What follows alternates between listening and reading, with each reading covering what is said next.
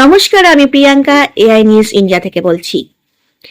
আজকের আলোচ্য বিষয় হলো বিশ্ব রাজনীতিতে হঠাৎ ঝোড়ো হাওয়া। 2025 সালের শেষার্ধ বিশ্ব অর্থনীতি তখন এক অস্থির সময়ের মধ্য দিয়ে যাচ্ছিল। একদিকে ইউক্রেন রাশিয়া যুদ্ধে দীর্ঘমেয়াদী প্রভাব, অন্যদিকে মধ্যপ্রাচ্যের অস্থিতিশীলতা, সব মিলিয়ে তেলের বাজারে আগুন। ভারত তার ক্রমবর্ধমান অর্থনীতির চাকা সচল রাখতে মরিয়া হয়ে বিকল্প খুঁজছিল। আর ঠিক এই সময়েই দৃশ্যপটে হাজির হয় দক্ষিণ আমেরিকার দেশ ভেনেজুয়েলা, যার মাটির নিচে রয়েছে বিশ্বের বৃহত্তম তেলের মজুদ। কিন্তু মার্কিন নিষেধাজ্ঞার কবলে পড়ে দেশটির অর্থনীতি ধ্বংসের মুখে ছিল।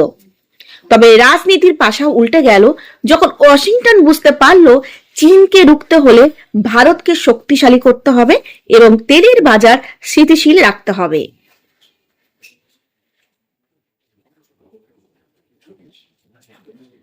তখন একটি গোপন বৈঠক ও ঐতিহাসিক চুক্তি হয়।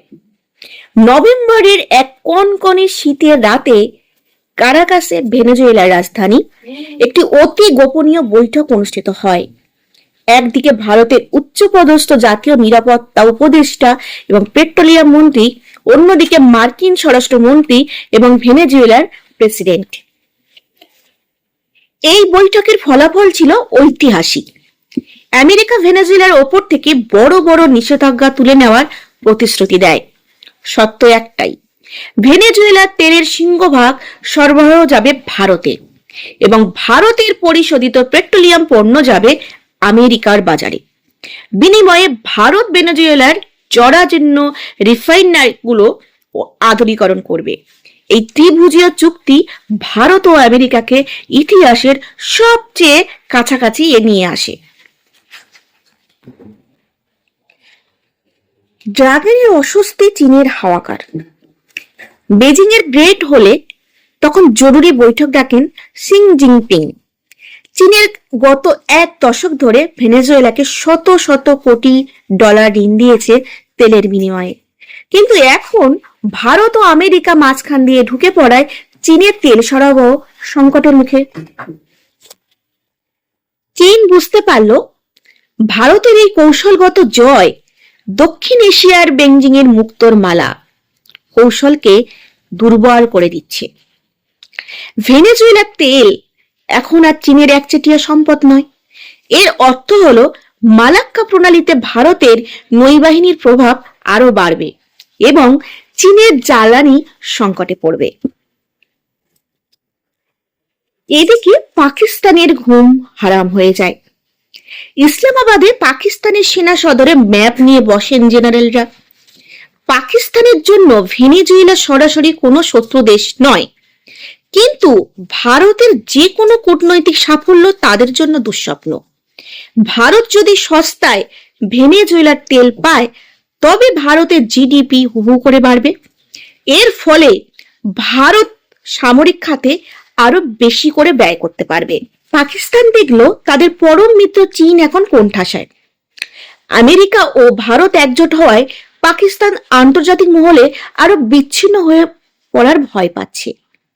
বিশেষ করে বালুচিস্তান ও অন্যান্য তেল গ্যাস অনুসন্ধান প্রকল্পে চীনের বিনিয়োগ কমে যাওয়ার আশঙ্কায় ইসলামাবাদ তটস্থ হয়ে আছে।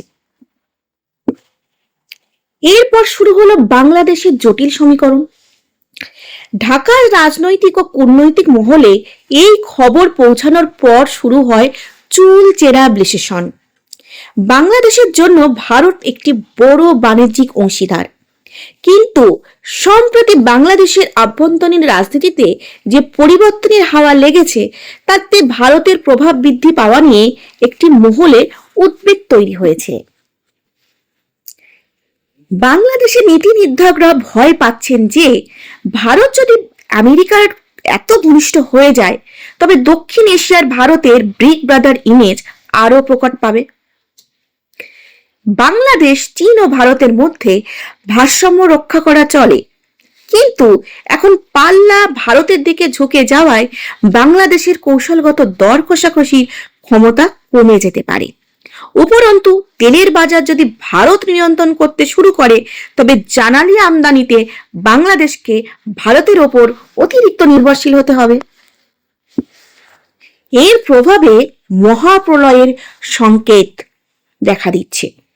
ভারত মহাসাগরে ভারতের যুদ্ধ জাহাজের মহড়া বেড়ে গেছে। আমেরিকার সাথে গোয়েন্দা তথ্য আদান প্রদান এখন তুঙ্গে। অন্যদিকে চীন বঙ্গোপসাগরে তাদের উপস্থিতি বাড়ানোর চেষ্টা করছে। পাকিস্তান ও বাংলাদেশ এখন দ্বৈরথের মাঝখানে পড়ে নিজেদের অস্তিত্ব রক্ষা করার উপায় খুঁজছে। ভেনেজুয়েলার এক ফোঁটা তেল যেন বিশ্ব রাজনীতিতে ম্যাপে একটা আগুন ধরিয়ে দিয়েছে। একদিকে ভারত ও আমেরিকা, যারা গণতন্ত্র এবং বাণিজ্যের নামে এক নতুন মেরুকরণ তৈরি করেছে, অন্যদিকে চীন ও তার মিত্ররা, যারা হারানো আধিপত্য ফিরে পেতে মরিয়া। আজকের আলোচনা ছিল এই পর্যন্তই। নমস্কার।